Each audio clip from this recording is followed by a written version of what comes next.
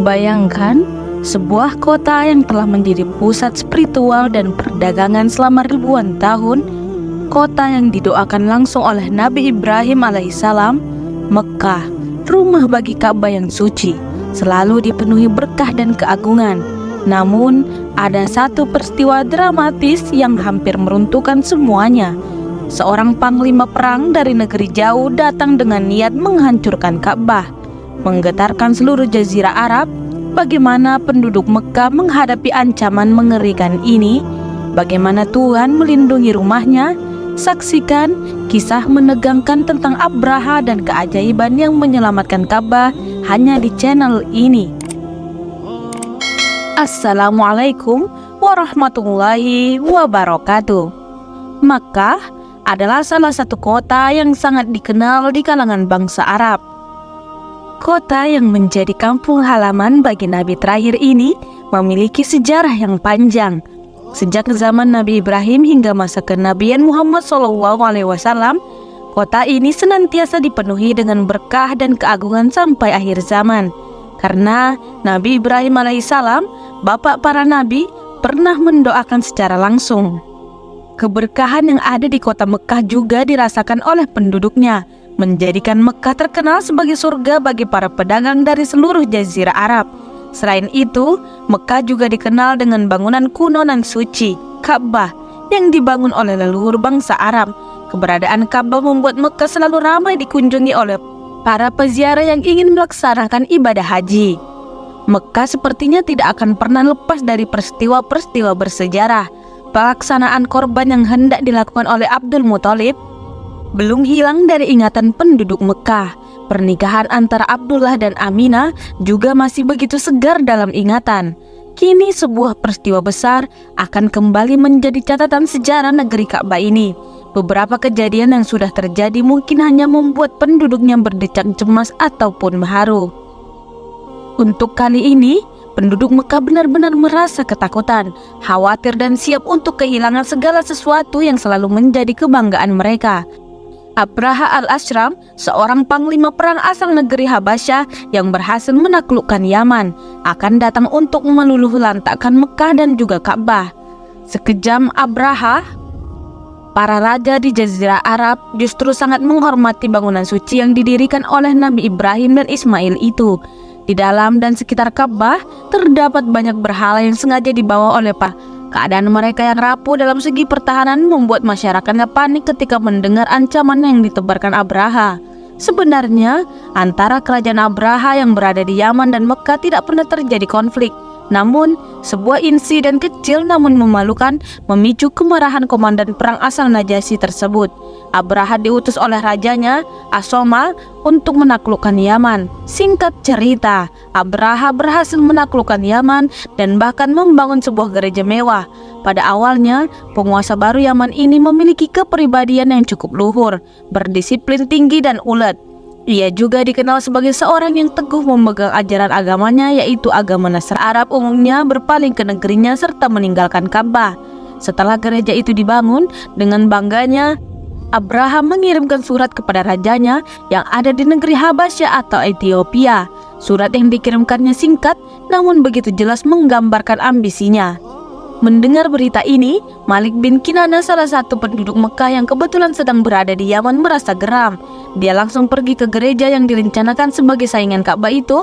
Begitu berhasil masuk, ia lantas karena secara logika, jika dia berhasil merobohkan bangunan suci orang Arab ini, minimal dua keuntungan akan didapatkannya sekaligus. Pertama, balas dendamnya tersalurkan. Kedua, ambisi untuk memalingkan perhatian masyarakat Yaman juga akan mudah digapainya. Dengan adanya peristiwa pelecehan terhadap gerejanya, Abraham merasa mendapat kesempatan untuk melakukan rencananya. Tidak akan ada yang berani menyalahkan tindakannya. Kalaupun ada yang berani, tentu mereka tidak akan sanggup menghadapi kekuatan pasukan perangnya. Diam-diam, Abraham merasa diuntungkan juga oleh keberanian Malik bin Kinana yang telah menistakan gerejanya. Untuk memuluskan rencananya, dia segera melayangkan surat pada Raja Najasyi dengan isi meminta dikirim seekor gajah terbesar bernama Mahmud. Setelah beberapa waktu menunggu, akhirnya datang juga gajah kebanggaan negeri Najasyi itu. Meskipun hanya bermaksud merobohkan Ka'bah, Abraha tetap membawa pasukan perangnya termasuk gajah yang baru datang dari negeri asalnya. Kepergian Abraha dengan membawa pasukan besar mengguncang Jazirah Arab. Pasukan tersebut terdiri dari pejalan kaki, tentara berkuda, dan penunggang gajah.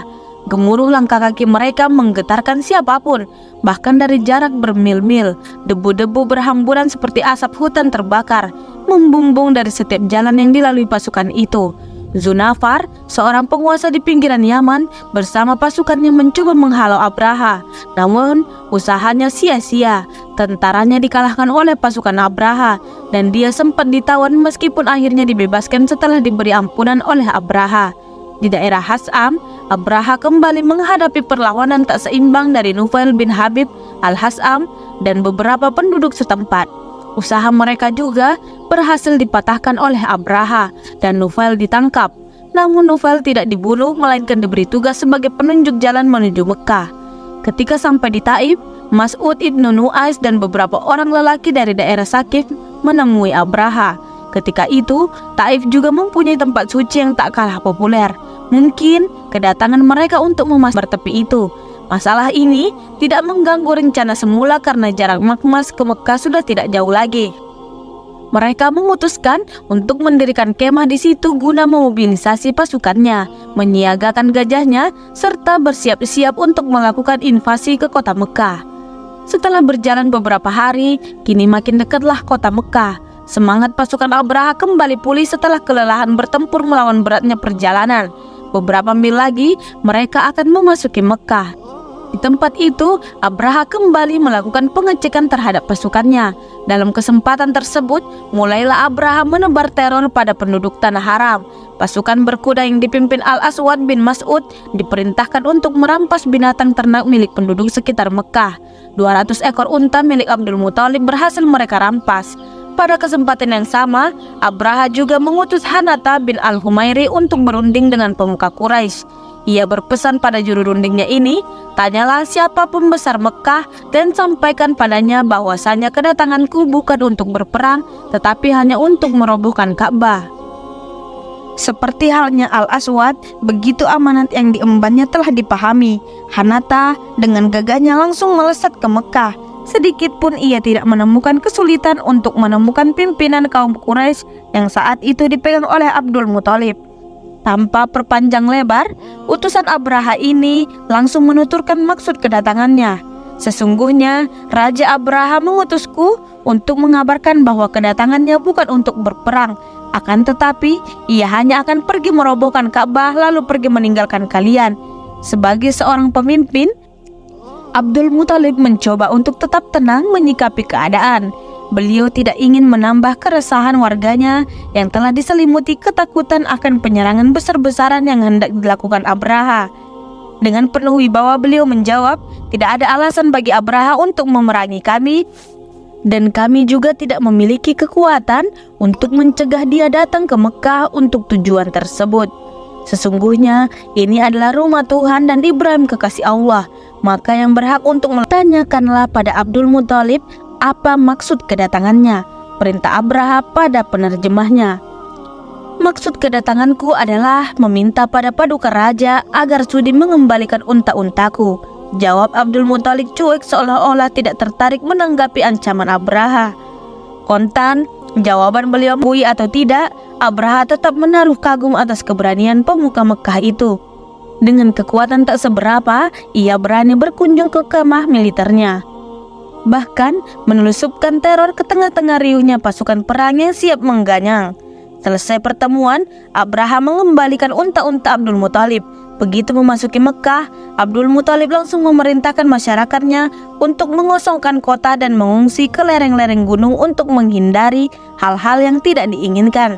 Sebelum mengungsi, mereka berkumpul di sekeliling Ka'bah. Secara serentak mereka memanjatkan doa, memohon agar Tuhan menjaga Baitullah. Di sisi lain, begitu Abdul Muthalib keluar dari kemah militer, Abraha segera menyiapkan pasukannya. Sesekali, pasukan berkuda berlari mengelilingi seluruh pasukan hingga mengepul debu-debu padang pasir bagai api unggun di siang hari. Perlahan-lahan, Mereka bergerak maju, rapi seperti pasukan perang yang telah terlatih puluhan tahun. Semua berjalan sesuai rencana dan sebentar lagi misi mereka selesai. Semua telah siap meluapkan pesta kemenangan. Tetapi perasaan mereka mulai khawatir ketika hendak keluar dari Makmas. Ketika memasuki garis batas Mekah, Mahmud gajah andalan mereka tiba-tiba tidak mau bergerak maju. Setiap diarahkan menuju Mekah, gajah itu cepat-cepat mendarumkan kakinya dan tak mau bangkit. Sedangkan saat diarahkan menuju Syam dan Yaman, gajah itu segera bangkit dan langsung melangkahkan kakinya. Hal ini tidak lain karena perbuatan Nufail sang penunjuk jalan. Selama dalam perjalanan, ia berhasil menguasai cara memberangkatkan ataupun menghentikan Mahmud. Ketika pawangnya memerintahkan untuk berjalan ke Mekah, maka ia berbisik di telinga Mahmud agar kembali ke Yaman.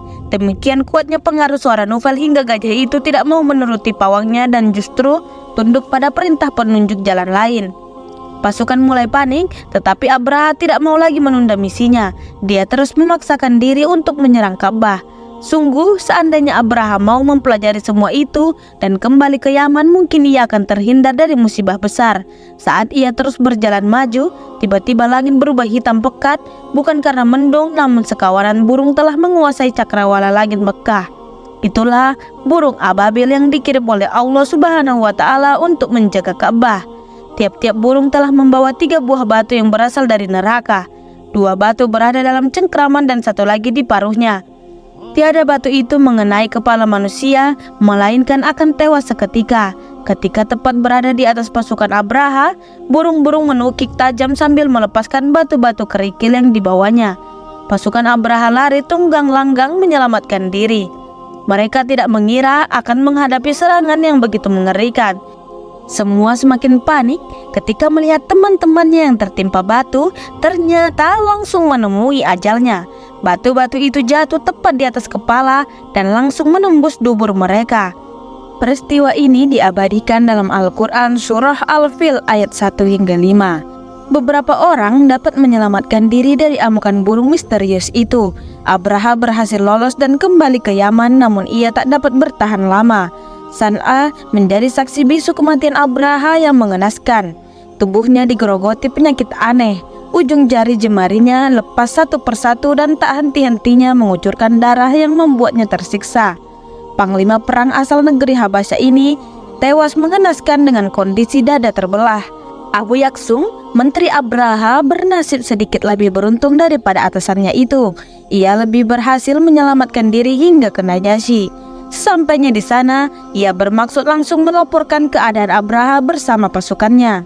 Abu Yaksum hampir berhasil melaksanakan rencananya. Sayang, ketika ia tengah seru-serunya menuturkan apa yang dilihat dengan mata kepalanya sendiri, tiba-tiba seekor burung menjatuhkan sebuah batu hingga membuatnya mati di tempat.